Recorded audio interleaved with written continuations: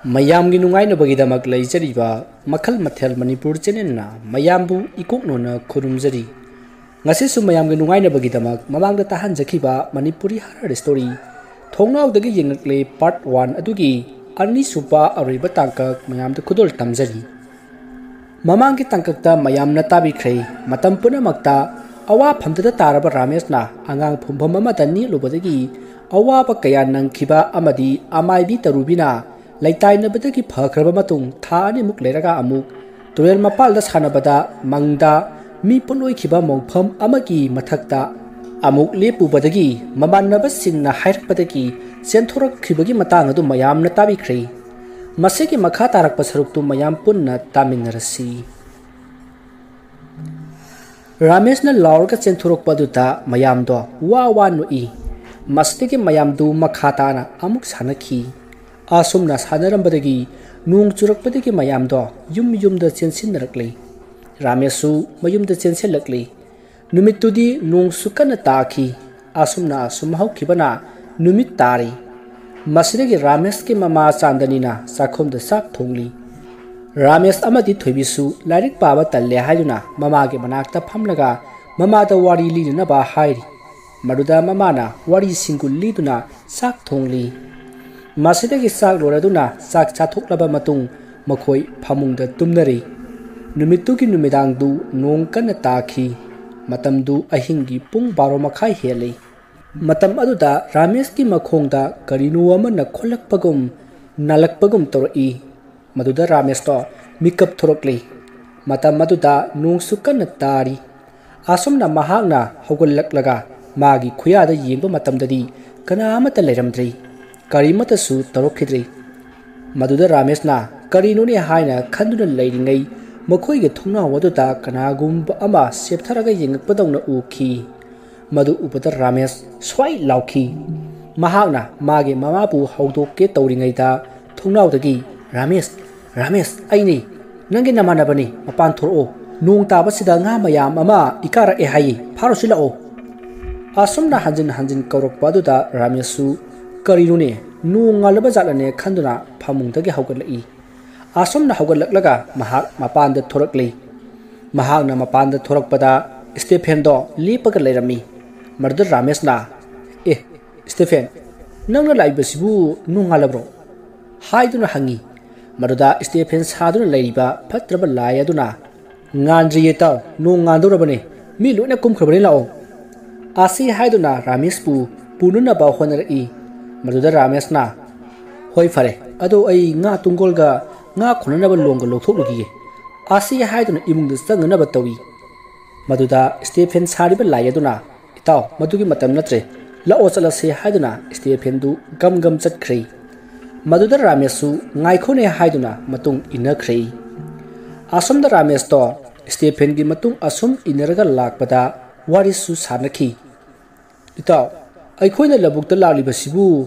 ꯂꯝꯕꯤꯁꯤꯗ ꯃꯤꯁꯨ ꯑꯃꯠꯇ ꯊꯦꯡꯅꯗꯦ ꯀꯔꯤꯅꯣꯅꯦ ꯇꯧꯔꯤꯕꯁꯤꯕꯣ ꯅꯣꯡꯁꯨ ꯇꯥꯔꯤ ꯃꯝꯕꯅ ꯃꯔꯣꯟ ꯑꯃ ꯃꯝꯂꯤꯕ ꯃꯩꯁꯨ ꯑꯃꯠꯇ ꯌꯥꯎꯔꯛꯇꯦ ꯀꯩꯅꯣ ꯇꯧꯔꯤꯕꯁꯤꯕꯣ ꯑꯗꯨꯗ ꯁ꯭ꯇꯦꯐꯦꯟꯅ ꯏꯇꯥꯎ ꯅꯣꯡ ꯉꯥꯜꯂꯛꯂꯗꯕꯅꯤ ꯀꯩꯁꯨ ꯈꯜꯂꯨꯅꯨ ꯅꯪꯒꯤ ꯆꯠꯐꯝ ꯊꯣꯛꯄꯗꯣ ꯑꯗꯨꯝ ꯆꯠꯂꯨ ꯑꯁꯨꯝꯅ ꯍꯥꯏꯔꯒ ꯔꯥꯃꯦꯁꯄꯨ ꯀꯣꯏꯄꯨ ꯄꯨꯗꯨꯅ ꯆꯠꯈ꯭ꯔꯦ ꯔꯥꯃꯦꯁꯀꯤ ꯃꯤꯠꯌꯦꯡꯗꯗꯤ ꯃꯥꯒꯤ ꯃꯃꯥꯟꯅꯕ ꯑꯣꯏꯅ ꯎꯖꯕꯒꯤ ꯋꯥꯅꯤ ꯑꯗꯨꯕꯨ ꯃꯥꯒ ꯆꯠꯃꯤꯟꯅꯔꯤꯕꯗꯣ ꯃꯁꯝ ꯏꯐꯥ ꯐꯥꯏ ꯃꯃꯤꯠ ꯉꯧꯔꯣꯛ ꯉꯧꯅ ꯄꯥꯡꯉꯤ ꯑꯗꯨꯒ ꯃꯨꯁꯤꯟ ꯃꯨꯏ ꯈꯣꯡꯊꯥꯡꯗꯤ ꯑꯃꯈꯛ ꯑꯅꯤꯈꯛ ꯊꯥꯡꯉꯤ ꯑꯗꯨꯒ ꯌꯥꯡꯕꯗꯤ ꯔꯥꯃꯦꯁꯀ ꯌꯥꯡꯕ ꯃꯥꯟꯅꯩ ꯁꯣꯝꯗꯅ ꯔꯥꯃꯦꯁꯀꯤ ꯃꯃꯥ ꯆꯥꯟꯗꯅꯤꯗꯣ ꯃꯤꯀꯞ ꯊꯣꯔꯛꯂꯤ ꯃꯇꯝꯗꯨ ꯑꯍꯤꯡꯒꯤ ꯄꯨꯡ 1 ꯍꯦꯜꯂꯤ ꯃꯍꯥꯛꯅ ꯍꯧꯒꯠꯂꯛꯄꯗ ꯅꯣꯡꯁꯨ ꯍꯥꯡꯂꯝꯂꯤ ꯊꯥꯕꯜꯁꯨ ꯊꯣꯛꯂꯝꯃꯤ ꯑꯗꯨꯕꯨ ꯃꯆꯥꯅꯨꯄꯥ ꯔꯥꯃꯦꯁꯇꯤ ꯂꯩꯔꯝꯗ꯭ꯔꯤ ꯃꯗꯨꯗ ꯆꯥꯟꯗꯅꯤꯗꯣ ꯁ꯭ꯋꯥꯏ ꯂꯥꯎꯏ ꯐꯃꯨꯡꯗꯒꯤ ꯐꯨꯛ ꯍꯧꯒꯠꯂꯛꯂꯒ ꯃꯆꯥꯅꯨꯄꯥ ꯔꯥꯃꯦꯁꯄꯨ ꯀꯣꯏꯊꯤ ꯊꯤꯔꯛꯏ ꯑꯁꯨꯝꯅ ꯊꯤꯔꯛꯄꯗ ꯃꯃꯥꯡ ꯊꯣꯡ ꯑꯗꯣ ꯍꯥꯡꯂꯒ ꯂꯩꯔꯝꯂꯤ ꯃꯗꯨ ꯎꯕꯗ ꯆꯥꯟꯗꯅꯤ ꯃꯁꯥ ꯑꯗꯣ ꯄꯥꯈꯠꯄꯅ ꯂꯣꯏꯔꯤ ꯃꯍꯥꯛꯅ ꯃꯄꯥꯟꯗ ꯊꯣꯔꯛꯂꯒ ꯌꯦꯡꯉꯨꯕꯗ ꯁꯨꯃꯥꯡꯗ ꯃꯆꯥꯅꯨꯄꯥꯅ ꯆꯠꯈꯤꯕꯒꯤ ꯈꯣꯡꯒꯨꯜ ꯇꯥꯔꯝꯈꯤ ꯑꯗꯨꯒ ꯈꯣꯡꯒꯨꯜ ꯑꯗꯣ ꯊꯣꯡꯒꯥꯜꯂꯣꯝꯗ ꯊꯣꯛꯈꯤ ꯃꯁꯤꯗꯒꯤ ꯆꯥꯟꯗꯅꯤꯅ ꯑꯉꯥꯎꯕꯤꯒꯨꯝ ꯏꯕꯨꯡꯉꯣ ꯍꯥꯏꯅ ꯀꯧꯗꯨꯅ ꯊꯣꯡꯒꯥꯜꯂꯣꯝꯗ ꯆꯦꯟꯊꯣꯔꯛꯂꯤ ꯃꯥꯅ ꯑꯗꯨꯝꯅ ꯀꯟꯅ ꯀꯧꯕ ꯑꯗꯨꯗ ꯌꯨꯝꯊꯪꯅꯕꯒꯤ ꯔꯥꯃꯦꯁꯀꯤ ꯃꯈꯨꯔꯥ ꯍꯣꯏꯗꯨ ꯇꯥꯔꯗꯨꯅ ꯀꯩꯅꯣꯅꯦ ꯍꯥꯏꯗꯨꯅ ꯃꯄꯥꯟꯗ ꯆꯦꯟꯊꯣꯛꯅꯔꯛꯏ ꯃꯗꯨꯗ ꯆꯥꯟꯗꯅꯤꯅ ꯏꯕꯨꯡꯉꯣ ꯍꯥꯏꯅ ꯀꯧꯗꯨꯅ ꯊꯣꯡꯒꯥꯜꯗ ꯂꯩꯔꯝꯕ ꯊꯦꯡꯅꯔꯤ ꯃꯗꯨ ꯎꯕꯗ ꯔꯥꯃꯦꯁꯀꯤ ꯃꯗꯣꯝꯆꯥ ꯍꯣꯏꯅ ꯃꯥꯒꯤ ꯃꯃꯥ ꯆꯥꯟꯗꯅꯤꯕꯨ ꯌꯨꯝꯗ ꯄꯨꯁꯤꯟꯈꯤ ꯑꯗꯨꯒ ꯀꯩꯗꯧꯕ ꯌꯥꯎꯔꯦ ꯔꯥꯃꯦꯁ ꯀꯩꯗꯧꯔꯦ ꯍꯥꯏꯗꯨꯅ ꯍꯪꯉꯤ ꯃꯗꯨꯗ ꯆꯥꯟꯗꯅꯤꯅ ꯃꯥꯅ ꯇꯨꯝ ꯍꯧꯒꯠꯂꯛꯄꯗ ꯃꯆꯥꯅꯨꯄꯥ ꯔꯥꯃꯦꯁ ꯂꯩꯔꯝꯗ꯭ꯔꯦ ꯍꯥꯏꯗꯨꯅ ꯀꯞꯅ ꯃꯌꯥꯝꯗ ꯄꯥꯎ ꯇꯝꯃꯤ ꯃꯗꯨꯗ ꯃꯈꯨꯔꯥ ꯍꯣꯏꯅ ꯃꯥꯒꯤ ꯃꯆꯥꯁꯤꯡꯒ ꯇꯧꯗꯨꯅ ꯔꯥꯃꯦꯁꯄꯨ ꯀꯧꯗꯨꯅ ꯊꯤꯕ ꯍꯧꯔꯛꯂꯤ ꯃꯌꯥꯝ ꯃꯔꯥꯡ ꯇꯧꯕ ꯑꯗꯨꯗ ꯂꯩꯀꯥꯏꯒꯤ ꯃꯤꯁꯤꯡꯁꯨ ꯊꯣꯛꯅꯔꯛꯂꯤ ꯑꯁꯨꯝꯅ ꯃꯌꯥꯝ ꯍꯧ ꯇꯧꯗꯨꯅ ꯀꯣꯏꯊꯤ ꯊꯤꯔꯛꯂꯤ ꯁꯣꯝꯗꯅ ꯔꯥꯃꯦꯁꯇꯨ ꯂꯧꯕꯨꯛ ꯂꯧꯄꯥꯛ ꯑꯗꯨꯒꯤ ꯏꯁꯤꯡ ꯃꯔꯛ ꯑꯗꯨꯗ ꯆꯕꯨꯛ ꯆꯠꯂꯤ ꯃꯥꯗꯤ ꯃꯥꯒ ꯆꯠꯃꯤꯟꯅꯔꯤꯕ ꯂꯥꯏ ꯑꯗꯨꯅ ꯆꯦꯟꯗꯨꯅ ꯉꯥ ꯐꯥꯔꯤꯕꯅꯤ ꯍꯥꯏꯗꯨꯅ ꯂꯧꯄꯥꯛ ꯑꯗꯨꯗ ꯆꯠꯂꯤꯕꯅꯤ ꯑꯁꯨꯝꯅ ꯆꯠꯂꯝꯕꯗꯒꯤ ꯔꯥꯃꯦꯁꯇꯨ ꯋꯥꯈꯜ ꯑꯃ ꯂꯥꯛꯄꯒꯨꯝ ꯇꯧꯔꯛꯏ ꯃꯗꯨꯗ ꯃꯍꯥꯛꯅ ꯃꯥꯒ ꯆꯠꯃꯤꯟꯅꯔꯤꯕ ꯃꯃꯥꯟꯅꯕ ꯑꯗꯨꯗ ꯂꯧꯄꯥꯛꯇꯒꯤ ꯂꯩꯈꯣꯝ ꯈꯔ ꯈꯣꯠꯂꯒ ꯊꯣꯝꯂꯨꯕ ꯃꯇꯝꯗꯗꯤ ꯂꯩꯈꯣꯝ ꯑꯗꯣ ꯃꯃꯥꯟꯅꯕ ꯑꯗꯨ ꯐꯥꯎꯗꯣꯛꯂꯒ ꯂꯧꯄꯥꯛꯇ ꯇꯥꯈꯤ ꯃꯗꯨꯗ ꯔꯥꯃꯦꯁ ꯃꯥꯒ ꯆꯠꯃꯤꯟꯅꯔꯤꯕꯁꯤ ꯃꯤ ꯅꯠꯇ꯭ꯔꯦ ꯍꯥꯏꯕ ꯈꯪꯂꯛꯂꯤ ꯃꯗꯨ ꯍꯦꯛ ꯈꯪꯕꯒ ꯃꯥꯒ ꯆꯠꯃꯤꯟꯅꯔꯤꯕ ꯃꯃꯥꯟꯅꯕ ꯑꯗꯣ ꯁꯞ ꯂꯦꯞꯈ꯭ꯔꯦ ꯑꯗꯨꯒ ꯑꯁꯨꯝ ꯋꯥꯡꯈꯠꯂꯛꯂꯤ ꯃꯗꯨ ꯎꯕꯗ ꯔꯥꯃꯦꯁ ꯀꯟꯅ ꯂꯥꯎꯔꯒ ꯃꯃꯥꯕꯨ ꯀꯧꯗꯨꯅ ꯀꯞꯄꯒ ꯂꯧꯄꯥꯛ ꯑꯗꯨꯗ ꯆꯦꯟꯕ ꯍꯧꯔꯛꯏ ꯑꯁꯨꯝꯅ ꯃꯍꯥꯛꯅ ꯀꯞꯂꯒ ꯃꯃꯥꯕꯨ ꯀꯧꯗꯨꯅ ꯆꯦꯟꯕ ꯑꯗꯨꯗ ꯃꯥꯒꯤ ꯃꯈꯣꯡꯗ ꯀꯅꯥꯒꯨꯝꯕ ꯑꯃꯅ ꯌꯥꯜꯂꯛꯄꯗꯒꯤ ꯃꯍꯥꯛ ꯂꯧꯄꯥꯛ ꯑꯗꯨꯗ ꯎꯞꯁꯤꯜꯂꯒ ꯇꯨꯁꯤꯟꯈꯤ ꯃꯗꯨꯗ ꯃꯍꯥꯛꯅ ꯇꯨꯡꯗ ꯑꯣꯟꯊꯣꯛꯂꯒ ꯌꯦꯡꯂꯛꯄꯗ ꯃꯥꯒꯤ ꯃꯃꯥꯟꯅꯕ ꯁ꯭ꯇꯦꯐꯦꯟꯗꯣ ꯏꯋꯥꯡ ꯋꯥꯡꯅ ꯂꯦꯞꯄꯒ ꯃꯀꯣꯛ ꯅꯣꯟꯊꯔꯒ ꯂꯩꯔꯝꯂꯤ ꯃꯃꯤꯠ ꯑꯗꯨꯁꯨ ꯉꯧꯅ ꯄꯥꯡꯂꯤ ꯃꯗꯨ ꯎꯕꯗ ꯁ꯭ꯇꯦꯐꯦꯟ ꯀꯟꯅ ꯂꯥꯎꯔꯒ ꯍꯧꯒꯠꯂꯒ ꯑꯃꯨꯛ ꯆꯦꯜꯂꯤ ꯑꯗꯨꯕꯨ ꯂꯧꯔꯤꯗ ꯑꯃꯨꯛ ꯈꯨꯗꯤ ꯊꯤꯖꯤꯟꯗꯨꯅ ꯑꯃꯨꯛ ꯇꯨꯁꯤꯜꯂꯤ ꯃꯁꯤꯗꯒꯤ ꯃꯥꯒꯤ ꯃꯇꯨꯡꯗ ꯂꯩꯔꯤꯕ ꯃꯪꯂꯥꯏ ꯑꯗꯨꯅ ꯁ꯭ꯇꯦꯐꯦꯟꯕꯨ ꯃꯈꯣꯡ ꯄꯥꯏꯗꯨꯅ ꯂꯧꯄꯥꯛ ꯑꯗꯨꯗ ꯆꯤꯡꯕ ꯍꯧꯔꯛꯏ ꯃꯗꯨꯗ ꯔꯥꯃꯦꯁꯇꯣ ꯂꯧꯄꯥꯛꯀꯤ ꯏꯁꯤꯡ ꯐꯠꯇꯕꯁꯤꯡ ꯑꯗꯨ ꯊꯛꯆꯤꯜꯂꯤ ꯁꯣꯔꯁꯨ ꯃꯄꯨꯡ ꯐꯥꯅ ꯍꯣꯟꯗ꯭ꯔꯤ ꯃꯔꯝ ꯑꯁꯤꯅ ꯃꯍꯥꯛ ꯋꯥꯕꯅ ꯇꯞ ꯇꯥꯔꯤ ꯑꯁꯨꯝꯅ ꯇꯧꯔꯤꯉꯩ ꯃꯥꯕꯨ ꯊꯤꯕ ꯂꯥꯛꯄ ꯃꯌꯥꯝ ꯑꯗꯨꯅ ꯔꯥꯃꯦꯁꯅ ꯀꯞꯄꯒꯤ ꯂꯥꯎꯕꯒꯤ ꯃꯈꯣꯜ ꯑꯗꯨ ꯇꯥꯕꯗꯒꯤ ꯂꯧꯄꯥꯛꯂꯣꯝꯗ ꯆꯦꯟꯅꯔꯛꯈꯤ ꯃꯇꯝ ꯑꯗꯨꯗ ꯔꯥꯃꯦꯁꯇꯤ ꯃꯥꯕꯨ ꯆꯦꯜꯂꯤꯕ ꯃꯪꯂꯥꯏ ꯑꯗꯨꯅ ꯂꯨꯈꯝꯗ ꯄꯥꯏꯔꯒ ꯂꯩꯅꯥꯡ ꯇꯥꯔꯕ ꯏꯁꯤꯡ ꯑꯗꯨꯗ ꯃꯃꯥꯏ ꯑꯗꯣ ꯅꯝꯁꯤꯜꯂꯒ ꯊꯝꯈ꯭ꯔꯦ ꯃꯗꯨ ꯄꯨꯝꯅꯃꯛ ꯑꯗꯨ ꯃꯥꯕꯨ ꯊꯤꯕ ꯂꯥꯛꯏꯕ ꯃꯤꯌꯥꯝ ꯑꯗꯨꯅ ꯎꯈꯤ ꯃꯤꯌꯥꯝ ꯑꯗꯨꯅꯗꯤ ꯃꯪꯂꯥꯏ ꯑꯗꯨ ꯎꯕ ꯅꯠꯇꯦ ꯔꯥꯃꯦꯁꯅ ꯃꯃꯥꯏ ꯑꯗꯣ ꯂꯧꯄꯥꯛꯇ ꯎꯞꯁꯤꯜꯂꯒ ꯐ꯭ꯔꯪ ꯀꯥꯎꯔꯒ ꯂꯩꯕ ꯑꯗꯨ ꯑꯣꯏꯅ ꯎꯈꯤ ꯃꯗꯨꯗ ꯃꯌꯥꯝꯗꯨ ꯕ꯭ꯔꯨꯡ ꯆꯦꯟꯁꯤꯟꯅꯗꯨꯅ ꯔꯥꯃꯦꯁꯄꯨ ꯆꯤꯡꯈꯠꯂꯤ ꯑꯗꯨꯕꯨ ꯑꯉꯛꯄꯅꯤ ꯔꯥꯃꯦꯁꯀꯤ ꯃꯁꯥꯗꯣ ꯏꯁꯤꯡꯗꯒꯤ ꯆꯤꯡꯈꯠꯄꯗ ꯃꯤ ꯑꯍꯨꯝꯅ ꯉꯝꯗꯗꯨꯅ ꯃꯈꯣꯏ 4-5ꯅ ꯆꯤꯡꯈꯠꯈꯤ ꯃꯇꯝ ꯑꯗꯨꯗ ꯔꯥꯃꯦꯁꯇꯤ ꯑꯁꯤꯕꯒꯨꯝ ꯐꯗ꯭ꯔꯥꯛ ꯇꯥꯈ꯭ꯔꯦ ꯃꯗꯨꯗ ꯃꯌꯥꯝꯅ ꯑꯉꯥꯡꯁꯦ ꯌꯨꯝꯗ ꯌꯥꯝꯅ ꯊꯨꯅ ꯄꯨꯔꯁꯤ ꯍꯥꯏꯗꯨꯅ ꯃꯌꯥꯝꯗꯨ ꯔꯥꯃꯦꯁꯄꯨ ꯄꯨꯗꯨꯅ ꯌꯨꯝ ꯇꯝꯅ ꯂꯥꯛꯈꯤ ꯑꯗꯨꯒ ꯃꯈꯣꯡ ꯌꯥꯡꯕ ꯑꯃꯅ ꯍꯥꯟꯅꯅ ꯌꯨꯝꯗ ꯆꯠꯇꯨꯅ ꯃꯈꯣꯏ ꯈꯔꯒ ꯇꯧꯔꯒ ꯑꯃꯥꯏꯕ ꯒꯧꯇꯝꯕꯨ ꯀꯧꯕ ꯆꯠꯈ꯭ꯔꯦ ꯃꯁꯤꯗꯒꯤ ꯉꯥꯏꯍꯥꯛ ꯂꯩꯔꯒ ꯔꯥꯃꯦꯁꯁꯨ ꯌꯨꯝꯗ ꯄꯨꯁꯤꯜꯂꯛꯂꯤ ꯔꯥꯃꯦꯁꯀꯤ ꯑꯣꯏꯔꯤꯕ ꯐꯤꯕꯝ ꯑꯗꯨꯗ ꯃꯥꯒꯤ ꯃꯃꯥ ꯆꯥꯟꯗꯅꯤꯗꯤ ꯇꯦꯡꯊꯥꯅ ꯑꯣꯏꯅ ꯀꯞꯂꯛꯂꯤ ꯑꯁꯤꯕꯒꯨꯝ ꯃꯥꯡꯒꯣꯜꯗ ꯐꯛ ꯃꯊꯛꯇ ꯂꯩꯔꯤꯕ ꯃꯆꯥꯕꯨ ꯀꯧꯗꯨꯅ ꯀꯞꯂꯤ ꯇꯟꯖꯥ ꯑꯗꯨꯗ ꯑꯃꯥꯏꯕ ꯒꯧꯇꯝꯁꯨ ꯂꯥꯛꯂꯤ ꯃꯗꯨꯗ ꯃꯌꯥꯝꯅ ꯑꯅꯥꯕꯒꯤ ꯃꯅꯥꯛꯇꯒꯤ ꯈꯔ ꯍꯟꯗꯣꯛꯄꯤꯌꯨ ꯍꯥꯏꯔꯛꯂꯝꯃꯤ ꯃꯁꯤꯗꯒꯤ ꯑꯃꯥꯏꯕ ꯒꯧꯇꯝꯅ ꯔꯥꯃꯦꯁꯀꯤ ꯃꯤꯍꯨꯟ ꯌꯦꯡꯉꯤ ꯑꯗꯨꯒ ꯃꯃꯤꯠ ꯎꯏꯁꯤꯜꯂꯒ ꯀꯔꯤꯒꯨꯝꯕ ꯈꯔ ꯌꯦꯡꯉꯛꯏ ꯃꯇꯝ ꯑꯗꯨꯗ ꯒꯧꯇꯝꯗꯨ ꯃꯁꯥꯗꯨ ꯈꯪꯄ꯭ꯔꯦꯛ ꯈꯪꯕꯗꯧꯅ ꯇꯧꯈꯤ ꯑꯗꯨꯒ ꯍꯥꯌꯨꯝ ꯁꯤꯗꯕ ꯍꯥꯏꯗꯨꯅ ꯐꯥꯊꯖꯔꯤ ꯃꯁꯤꯗꯒꯤ ꯉꯥꯏꯍꯥꯛ ꯌꯦꯡꯂꯒ ꯃꯃꯤꯠꯇꯨ ꯄꯥꯡꯊꯣꯔꯛꯂꯤ ꯑꯗꯨꯒ ꯃꯌꯥꯝꯗ ꯍꯥꯏꯔꯛꯏ ꯑꯉꯥꯡꯁꯦ ꯃꯪꯂꯥꯏ ꯑꯣꯛꯅꯔꯦ ꯑꯗꯨꯅꯅꯤ ꯂꯥꯏ ꯈꯔ ꯈꯣꯏꯔꯝꯗꯕꯗꯤ ꯌꯥꯔꯔꯣꯏ ꯉꯁꯤꯒꯤꯗꯤ ꯑꯩꯅ ꯐꯅꯅꯕ ꯁꯤꯜꯂꯝꯂꯒꯦ ꯑꯗꯨꯒ ꯍꯌꯦꯡ ꯂꯥꯏ ꯑꯃ ꯈꯣꯏꯔꯝꯁꯤ ꯃꯗꯨ ꯅꯠꯇ꯭ꯔꯕꯗꯤ ꯉꯁꯤꯒꯤ ꯄꯨꯡꯐꯝ ꯑꯁꯤꯗ ꯑꯃꯨꯛꯀꯁꯨ ꯑꯉꯥꯡ ꯑꯁꯦ ꯃꯥꯡꯈꯤꯒꯅꯤ ꯑꯗꯨꯅ ꯍꯌꯦꯡ ꯂꯥꯏ ꯈꯣꯏꯔꯝꯁꯤꯀꯣ ꯋꯥꯗꯨ ꯇꯥꯕꯗ ꯆꯥꯟꯗꯅꯤꯅ ꯀꯔꯤ ꯄꯣꯠꯂꯝ ꯆꯪꯒꯅꯤ ꯍꯥꯏꯗꯨꯅ ꯍꯪꯕꯗ ꯆꯪꯒꯗꯕ ꯄꯣꯠꯂꯝꯁꯤꯡ ꯑꯗꯣ ꯂꯣꯏꯅ ꯍꯥꯏꯔꯛꯂꯤ ꯑꯗꯨꯒ ꯔꯥꯃꯦꯁꯄꯨ ꯃꯐꯤ ꯍꯣꯡꯗꯣꯛꯂꯒ ꯐꯃꯨꯡꯗ ꯅꯤꯡꯊꯤꯖꯅ ꯄꯣꯊꯥꯍꯜꯂꯣ ꯍꯥꯏꯕꯗꯒꯤ ꯔꯥꯃꯦꯁꯇꯣ ꯄꯣꯊꯥꯍꯟꯈ꯭ꯔꯦ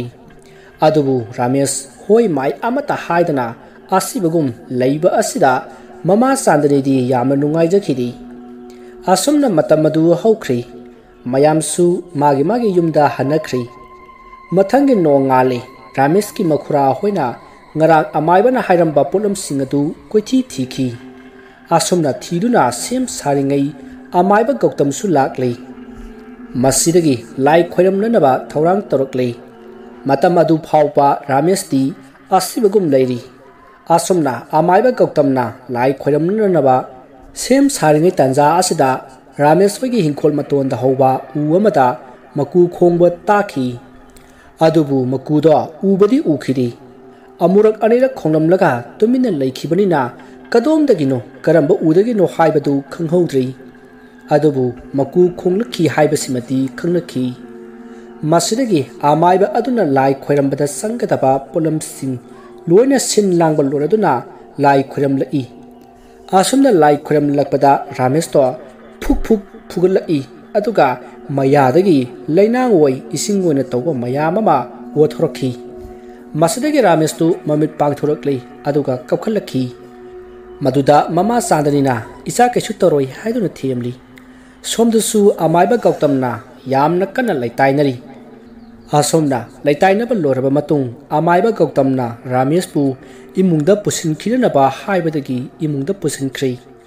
asomna mayam marang tauringai Ramesh ki mapaga mapuga su paw ado taduna yumda lakli asomna lakpada makhoigi yumda miyam tilamba aduda Ramesh ki mapa amadi mapudo pakhatna paraprap sinsil laklaga kamai tawre haiduna Ramesh ki makhura hoida hangi maruda makhura hoina thokiba thodok punamak tamkhi maduda Ramesh ki mapu aduna amaiba Gautamda ibungo Gautam karino handak angang sida tawriba sido ngahan waidasu karino tawbi haidana lai khoiram khiba kuidribani aduga amuk handak tarukliba sibu karigino aigi isugi asibu faruruduriba jatlo Ramesh ki mapugi wadu tabada amaiba Gautamna tada ngahan muksu asigumna tawkhiba leikrabro tawkhribungo aikhoina langphaida leiringai lai uknai haidana tawkhiba su leikre madu pharanaba haidana aja puja mayama ma tawkhiba leikre madudagi karisu tarukhidrabani handak amuk tarukliba sini ibungo natti magi sibu phaba kobo leiroitro tada handak aina khoiramba asitagidi karimata tawlaroi hana yengbudu amaiba kanada yengi haige tada hera adubudi se aikhoigi thongkhong manaki lukmai panbi tharugi lekai leibidu kari mamingdubo kawren hei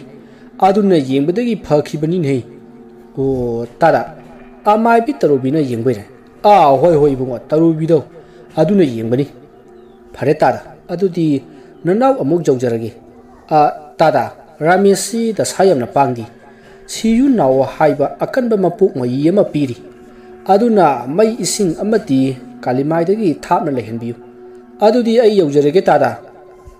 asi haramlaga amaiba Gautam do satkhri masidagi Ramesh ki mapunasu magi macha mamauda amaiba Gautamna hairamba khudimak tamkhi asumna matamado haukhri numit adugi ahing nongjaini amaiba Gautam du magi lai sanafam pukri mapan adu lai aduga magi lai sanaba ado hori asomna mahakna lai sanarakpada magi lai ama lakli aduga karigi mabu kawribano haina hangi maduda amaiba Gautamna maibi tarubi ki manakta satlaga mana tawriba ado karino haibatu yemuso haina haibadagi Gautam ge lai ado satkhri asomna Gautam gi lai aduna lakpada amaibi tarubido magi lai sang aduda phamlaga makok adu nuntharaga lai khoiramduna leirami aduga magi manakta angang amasu phamlaga leirami asomna amaibi tarubina lai khoiram laba matung angang aduda hairai lekai asida leiba hana jila parchit oiramba khelen haido madugi mayumda chatlu aduga akiya khangpirusu aduga nonganringai aigi inakta amuk lau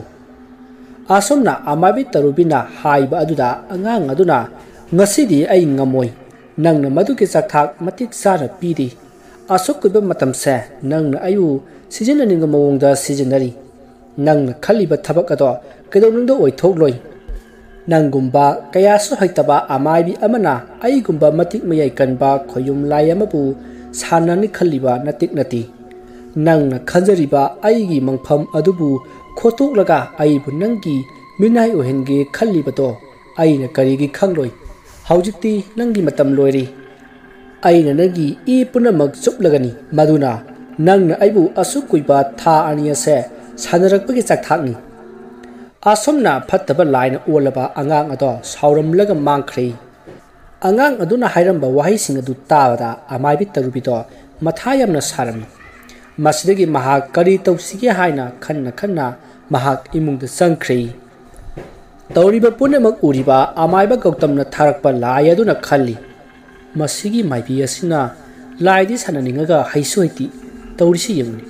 ꯀꯔꯤꯒꯨꯝꯕ ꯃꯥꯅ ꯑꯩꯕꯨ ꯁꯥꯟꯅꯔꯝꯂꯕꯗꯤ ꯐꯈ꯭ꯔꯅꯤꯗ ꯑꯍꯥꯎꯕ ꯃꯌꯥꯝ ꯑꯃ ꯀꯤꯍꯜꯂꯒ ꯆꯥꯒꯗꯕꯅꯤ ꯑꯗꯨꯕꯨ ꯑꯩꯕꯨ ꯁꯥꯟꯅꯔꯤꯕ ꯑꯃꯥꯏꯕ ꯑꯁꯤꯗꯤ ꯑꯩꯅ ꯈꯖꯤꯛꯇꯪ ꯃꯤꯠꯁꯤꯅ ꯀꯟꯅ ꯌꯦꯡꯉꯨꯕ ꯌꯥꯕ ꯅꯠꯇꯦ ꯃꯥꯒꯤ ꯀꯥꯡꯖꯩꯗꯨꯅ ꯍꯦꯛꯇ ꯁꯥꯟꯊꯔꯛꯏ ꯑꯁꯨꯝꯅ ꯈꯟꯅ ꯃꯍꯥꯛ ꯑꯁꯨꯝ ꯂꯥꯛꯄꯅ ꯑꯃꯥꯏꯕ ꯒꯧꯇꯝꯒꯤ ꯃꯅꯥꯛ ꯌꯧꯔꯛꯂꯤ ꯃꯗꯨꯗ ꯑꯃꯥꯏꯕ ꯒꯧꯇꯝꯅ ꯀꯔꯝꯅ ꯇꯧꯔꯦ ꯀꯔꯤ ꯇꯧꯍꯧꯏ ꯍꯥꯏꯅ ꯍꯪꯉꯤ ꯃꯗꯨꯗ ꯂꯥꯏ ꯑꯗꯨꯅ ꯑꯃꯥꯏꯕꯤ ꯇꯔꯨꯕꯤꯅ ꯇꯧꯕ ꯈꯨꯗꯤꯡꯃꯛ ꯇꯝꯈꯤ ꯃꯁꯤꯗꯒꯤ ꯑꯃꯥꯏꯕ ꯒꯧꯇꯝꯅ ꯐꯔꯦ ꯑꯗꯨꯗꯤ ꯅꯪꯁꯨ ꯆꯠꯂꯣ ꯍꯥꯏꯗꯨꯅ ꯂꯥꯏ ꯑꯗꯣ ꯆꯠꯍꯟꯈ꯭ꯔꯦ ꯑꯗꯨꯒ ꯈꯜꯂꯤ ꯃꯁꯤꯒꯤ ꯇꯔꯨꯕꯤ ꯍꯥꯏꯕꯤ ꯑꯃꯥꯏꯕꯤꯁꯤ ꯉꯍꯥꯟꯃꯨꯛꯁꯨ ꯃꯤꯒꯤ ꯌꯨꯝꯗ ꯂꯥꯏ ꯊꯥꯖꯤꯜꯂꯝꯗꯅ ꯑꯩꯅ ꯂꯣꯏꯁꯤꯟꯕꯤꯈꯤꯕꯅꯤ ꯍꯟꯗꯛꯁꯨ ꯑꯃꯨꯛ ꯂꯥꯏ ꯁꯥꯟꯅꯔꯝꯂꯕ ꯑꯗꯨꯁꯨ ꯑꯩꯈꯣꯏꯅ ꯐꯥꯎꯕ ꯁꯥꯟꯅꯕ ꯉꯝꯗ꯭ꯔꯤꯕ ꯑꯔꯨꯕ ꯂꯥꯏ ꯑꯃ ꯑꯣꯏꯔꯤꯕꯅꯤ ꯀꯃꯥꯏꯅ ꯇꯧꯔꯤꯕꯖꯥꯠꯅꯣ ꯃꯁꯤꯒꯤ ꯃꯥꯏꯕꯤꯁꯦ ꯂꯩꯀꯥꯏ ꯑꯁꯤꯅ ꯈꯪꯅꯔꯛꯂꯕꯗꯤ ꯃꯥꯕꯨ ꯍꯤꯡꯒꯔꯣꯏ ꯍꯥꯏ ꯋꯥꯅꯤ ꯑꯩꯅ ꯃꯅꯥ ꯃꯅꯤꯟ ꯅꯥꯏꯗꯅ ꯁꯠ ꯂꯣꯏꯁꯤꯟꯕꯤꯕꯗꯒꯤ ꯃꯍꯥꯛ ꯍꯧꯖꯤꯛ ꯐꯥꯎꯕ ꯂꯩꯖꯔꯤꯕꯅꯤ ꯐꯔꯦ ꯑꯩ ꯍꯌꯦꯡ ꯑꯌꯨꯛꯁꯤ ꯆꯠꯂꯒ ꯀꯔꯤꯒꯤ ꯂꯥꯏ ꯁꯥꯟꯅꯔꯤꯕꯅꯣ ꯍꯥꯏꯕꯗꯣ ꯍꯪꯂꯨꯈꯤꯒꯦ ꯑꯗꯨꯒ ꯃꯍꯩ ꯃꯄꯨꯡ ꯐꯥꯗ꯭ꯔꯤꯉꯩꯗ ꯁꯥꯟꯅꯗꯅꯕꯁꯨ ꯍꯥꯏꯔꯝꯂꯒꯦ ꯐꯔꯦ ꯉꯁꯤꯒꯤꯗꯤ ꯑꯩꯁꯨ ꯇꯨꯝꯃꯒꯦ ꯑꯁꯨꯝꯅ ꯈꯟꯕ ꯌꯥꯕ ꯈꯜꯂꯒ ꯑꯃꯥꯏꯕ ꯒꯧꯇꯝꯁꯨ ꯐꯃꯨꯡꯗ ꯆꯪꯗꯨꯅ ꯇꯨꯝꯈ꯭ꯔꯦ ꯃꯊꯪꯒꯤ ꯅꯨꯃꯤꯠꯀꯤ ꯑꯌꯨꯛꯅꯤ ꯃꯇꯝꯗꯨ ꯄꯨꯡ 7 ꯇꯥꯔꯦ ꯑꯃꯥꯏꯕ ꯒꯧꯇꯝꯗꯨ ꯃꯐꯤ ꯂꯣꯏꯁꯤꯜꯂꯒ ꯑꯃꯥꯏꯕꯤ ꯇꯔꯨꯕꯤꯒꯤ ꯌꯨꯝꯗ ꯂꯥꯛꯏ ꯃꯇꯝ ꯑꯗꯨꯗ ꯑꯃꯥꯏꯕꯤ ꯇꯔꯨꯕꯤꯗꯨ ꯃꯤ ꯑꯃꯒꯤ ꯂꯥꯏ ꯈꯣꯏꯔꯝꯗꯨꯅ ꯂꯩꯔꯝꯃꯤ ꯑꯃꯥꯏꯕ ꯒꯧꯇꯝ ꯂꯥꯛꯄ ꯎꯕꯗ ꯑꯃꯥꯏꯕꯤ ꯇꯔꯨꯕꯤꯗꯣ ꯃꯁꯥꯗ ꯏꯁꯤꯡ ꯆꯤꯡꯅꯕꯗꯧꯅ ꯇꯧꯏ ꯃꯁꯤꯗꯒꯤ ꯑꯃꯥꯏꯕꯤ ꯇꯔꯨꯕꯤꯅ ꯂꯥꯏ ꯈꯣꯏꯔꯝꯕꯗꯨ ꯂꯣꯏꯔꯒ ꯃꯤ ꯑꯗꯨꯁꯨ ꯆꯠꯍꯟꯈ꯭ꯔꯤ ꯑꯗꯨꯒ ꯑꯃꯥꯏꯕ ꯒꯧꯇꯝꯗ ꯃꯥꯡꯒꯣꯜꯗ ꯀꯥꯈꯠꯍꯟꯗꯨꯅ ꯃꯥꯅ ꯂꯥꯛꯄꯒꯤ ꯃꯔꯝ ꯍꯪꯉꯤ ꯃꯗꯨꯗ ꯑꯃꯥꯏꯕ ꯒꯧꯇꯝꯅ ꯑꯩꯅ ꯂꯥꯛꯆꯔꯤꯕꯁꯤ ꯑꯃꯥꯏꯕꯤꯅ ꯍꯟꯗꯛ ꯇꯧꯔꯤꯕ ꯊꯕꯛꯁꯤꯡ ꯑꯁꯤꯒꯤ ꯃꯔꯝꯗ ꯈꯔꯗꯪ ꯍꯪꯖꯒꯦ ꯍꯥꯏꯗꯨꯅ ꯂꯥꯛꯆꯔꯤꯕꯅꯤ ꯑꯣ ꯌꯥꯏꯌꯦ ꯀꯔꯤ ꯋꯥꯐꯝ ꯑꯣꯏꯔꯕꯅꯣ ꯍꯦꯛꯇ ꯍꯥꯏꯕꯤꯌꯨ ꯑꯣꯖꯥ ꯑꯃꯥꯏꯕꯤꯅ ꯍꯟꯗꯛ ꯁꯥꯟꯅꯕ ꯂꯥꯏ ꯈꯔ ꯑꯩꯅ ꯍꯟꯗꯛꯁꯤ ꯁꯨꯝ ꯊꯦꯡꯅꯕ ꯃꯁꯤꯕꯨ ꯀꯔꯤ ꯃꯔꯝꯒꯤꯅꯣ ꯀꯔꯤꯒꯤ ꯁꯥꯟꯅꯕꯤꯔꯤꯕꯅꯣ ꯍꯥꯏꯕꯗꯨ ꯈꯪꯖꯅꯤꯡꯉꯤ ꯑꯗꯨꯒ ꯍꯟꯗꯛ ꯑꯃꯥꯏꯕꯤꯅ ꯁꯥꯟꯅꯔꯤꯕ ꯑꯗꯨꯗꯤ ꯑꯁꯨꯛꯀꯤ ꯃꯇꯤꯛ ꯁꯥꯊꯤꯈ꯭ꯔꯕ ꯂꯥꯏꯅꯤꯗꯣ ꯃꯗꯨꯅ ꯀꯔꯤꯒꯨꯝꯕ ꯐꯠꯇ ꯅꯨꯡꯗ ꯊꯣꯛꯂꯕꯗꯤ ꯇꯥꯏꯅꯕ ꯌꯥꯝꯅ ꯋꯥꯔꯒꯗꯕ ꯖꯥꯠꯅꯤ ꯑꯗꯨꯛ ꯂꯨꯈ꯭ꯔꯕ ꯂꯥꯏ ꯑꯗꯨꯕꯨ ꯀꯔꯤꯒꯤ ꯁꯥꯟꯅꯕꯤꯔꯤꯕꯅꯣ ꯃꯁꯤꯒꯤꯁꯨ ꯃꯊꯛꯇ ꯑꯗꯨꯒꯨꯝꯕ ꯄꯣꯠ ꯑꯗꯨꯗꯤ ꯂꯧꯕ ꯆꯠꯄ ꯄꯥꯛꯅ ꯉꯝꯅꯕ ꯄꯣꯠ ꯅꯠꯇꯦ ꯑꯗꯨꯕꯨ ꯑꯃꯥꯏꯕꯤꯅ ꯀꯔꯝꯅ ꯂꯧꯔꯨꯕꯅꯣ ꯑꯗꯨꯒ ꯑꯃꯔꯣꯝꯗ ꯑꯃꯥꯏꯕꯤꯗꯤ ꯌꯥꯝꯅꯁꯨ ꯈꯨꯠꯂꯣꯏꯗ꯭ꯔꯤꯕ ꯃꯥꯜꯂꯤ ꯑꯁꯨꯛ ꯂꯨꯈ꯭ꯔꯕ ꯂꯥꯏꯁꯤꯡ ꯑꯁꯤꯕꯨ ꯀꯔꯝꯅ ꯁꯥꯟꯅꯕꯤꯔꯝꯂꯤꯕꯅꯣ ꯑꯁꯨꯝꯅ ꯑꯃꯥꯏꯕ ꯒꯧꯇꯝꯅ ꯑꯃꯥꯏꯕꯤ ꯇꯔꯨꯕꯤꯗ ꯍꯪꯕ ꯑꯗꯨꯗ ꯑꯃꯥꯏꯕꯤ ꯇꯔꯨꯕꯤꯅ ꯑꯣꯖꯥ ꯑꯃꯥꯏꯕ ꯑꯩꯒꯤꯁꯤ ꯋꯥꯔꯤ ꯑꯃ ꯂꯩ ꯑꯩꯅ ꯄꯨꯡꯀꯛ ꯆꯥꯎꯔꯛꯄ ꯃꯤꯔꯣꯜ ꯇꯥꯔꯛꯄꯗ ꯑꯩꯒꯤ ꯏꯄꯥꯗꯣ ꯌꯥꯝꯅ ꯀꯟꯅ ꯅꯥꯈꯤ ꯃꯍꯥꯛ ꯂꯥꯌꯦꯡꯕꯗ ꯁꯦꯟ ꯂꯩꯔꯛꯇꯕꯗꯒꯤ ꯑꯩꯈꯣꯏꯒꯤ ꯏꯪꯈꯣꯜ ꯑꯃ ꯍꯥꯟꯅ ꯖꯤꯂꯥ ꯄꯔꯤꯁꯠ ꯑꯣꯏꯔꯝꯕ ꯈꯦꯂꯦꯟ ꯍꯣꯏꯒꯤ ꯃꯄꯥꯗ ꯕꯟꯗꯣꯛ ꯊꯝꯈꯤ ꯃꯗꯨꯒꯤ ꯁꯦꯟꯗꯣꯏꯗꯤ ꯏꯪꯈꯣꯜ ꯑꯗꯣ ꯀꯣꯏꯗꯨꯅ ꯃꯍꯩ ꯃꯆꯨꯝ ꯆꯥꯔꯤꯕꯅꯤꯅ ꯍꯨꯟꯗ꯭ꯔꯁꯨ ꯌꯥꯏ ꯍꯨꯜꯂꯛꯀꯅꯨ ꯍꯥꯏꯕꯗꯨꯗ ꯍꯨꯟꯈꯤꯗꯦ ꯁꯣꯝꯗ ꯏꯄꯥ ꯑꯅꯥꯕꯁꯨ ꯑꯁꯨꯝ ꯍꯦꯟꯖꯤꯜꯂꯛꯄꯗꯒꯤ ꯏꯪꯈꯣꯜꯒꯤ ꯁꯦꯟꯗꯣ ꯍꯥꯟꯅꯗꯒꯤ ꯈꯔꯒ ꯍꯥꯞꯍꯟꯗꯨꯅ ꯂꯧꯈꯤ ꯑꯗꯨꯕꯨ ꯏꯄꯥꯗꯨꯗꯤ ꯀꯟꯕ ꯑꯗꯨꯃꯛ ꯉꯝꯈꯤꯗ꯭ꯔꯦ ꯃꯗꯨꯒꯤ ꯃꯇꯨꯡ ꯆꯍꯤ ꯐꯥꯔꯛꯄꯗ ꯍꯤꯡꯈꯣꯜꯗꯣ ꯍꯜꯂꯣ ꯈꯦꯂꯦꯟꯒꯤ ꯕꯣꯠꯇ ꯁꯦꯟ ꯊꯥꯗꯅꯕꯒꯤ ꯁꯦꯜ ꯂꯩꯇ꯭ꯔꯦ ꯍꯥꯏꯗꯨꯅ ꯇꯛꯁꯤꯜꯂꯛꯈꯤ ꯃꯗꯣ ꯉꯝꯗ꯭ꯔꯕꯗꯤ ꯑꯇꯣꯞꯄꯗ ꯊꯥꯗꯣꯛꯈ꯭ꯔꯅꯤ ꯍꯥꯏꯔꯛꯈꯤ ꯑꯗꯨꯕꯨ ꯃꯇꯝꯗꯨꯗ ꯕꯕꯥ ꯂꯩꯇꯕꯒꯤ ꯁꯦꯟꯁꯨ ꯑꯃꯠꯇ ꯂꯩꯇꯕ ꯃꯇꯝꯒ ꯑꯣꯏꯕꯒ ꯍꯤꯡꯈꯣꯜꯗꯣ ꯃꯈꯣꯏꯗ ꯑꯣꯏꯅ ꯑꯗꯨꯃꯛ ꯌꯣꯟꯊꯣꯛꯈ꯭ꯔꯦ ꯍꯤꯡꯈꯣꯜ ꯌꯣꯟꯕꯒꯤ ꯑꯔꯦꯝꯕ ꯁꯦꯟꯅꯤ ꯍꯥꯏꯗꯨꯅ ꯂꯨꯄꯥ 5,000 ꯈꯛ ꯍꯟꯗꯣꯔꯛꯏ ꯏꯃꯥꯅ ꯀꯔꯤꯅꯣ ꯁꯤꯗꯤ ꯌꯥꯝꯃꯟꯗꯦ ꯍꯤꯡꯈꯣꯜꯗꯨ ꯌꯣꯟꯕꯒꯤ ꯁꯦꯟꯗꯨꯅ ꯃꯤꯒꯤ ꯑꯆꯤꯟꯕ ꯁꯦꯟꯁꯨ ꯁꯤꯡꯒꯗꯧꯔꯤꯕꯅꯤ ꯍꯥꯏꯗꯨꯅ ꯍꯥꯏꯈꯤ ꯑꯗꯨꯕꯨ ꯈꯦꯂꯦꯟꯅ नखोइना पुखिबा सेन अदुगी सेंदोइदुना अमुक सेंदोइदा वंथाबा अदुगा अमुक सेंदोइदुना सेंदोइदा वंथाबा मसिननी लिसिंग मंगा खक हंदोकलिबसे मसिसु हंदोकफम थोक्त्रबनी अदुबु nga chara ama chaja sinu haiduna handokliबनी haiduna याम उसितना हाइरखी अदुबु इमाना हिंखोल असि थंबा मतमदा सेंदोय की वादी हाइनखिदे हिंखोल असि की महाई मचुम सारी बरिना सेंदोय पिरकनु हाइखी हाइना इमाना हाइखी अदुबु खेलेना मदुदी बाबागा हाइनखिबा वानी बाबागा हाइनो आइगिदी हिंखोल से नोइना पिरोय हाइरबसु कैसु काइदी सेन ओइना पिरमु आसि हाइरकपदा इमाना खेलेनगी मपादा हाइरुबदा मचानुपागा हाइनो हाइदुना कंथोरई मरुदा इमाना साउदुना सेनदो अमत लौदुना लाखी मदुना मरम मोरगा इमादो वखल लिना नाखी अदुगा अदुमक लैखिद्रे थौदोक अदुदगी आइसु आमाइबी तमदुना खिलेनगी इमुंग मनुंगबु मांगन नबतता होनदुना लाखी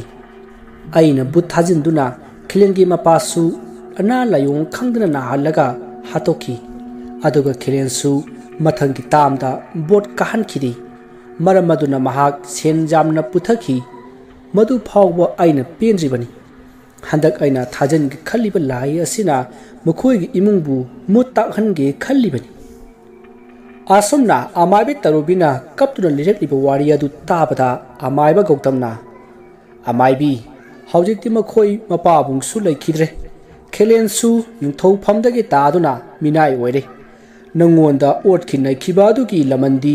मतिक चारबरा खल्ली चाद्रिब्रने चाद्रि ओजा मखोइना आइगी इपादा लाई थाजिनदुना आइगी इपादो हाटखिबा ओइरमले अखोइगी इपाना हेक लैखिदबदगी इंगना चिकना लैजरंबा आइगी इमुंगबु कांगखोंग चाइहल्ले इमा इपासु काइना हल्ले अदुगा आइबुना आमाइबी हाइबा सिनफमसिदा लैहल्ले मसिपुनमक खिलेन मपा मचाना तहोलिबा ngaktani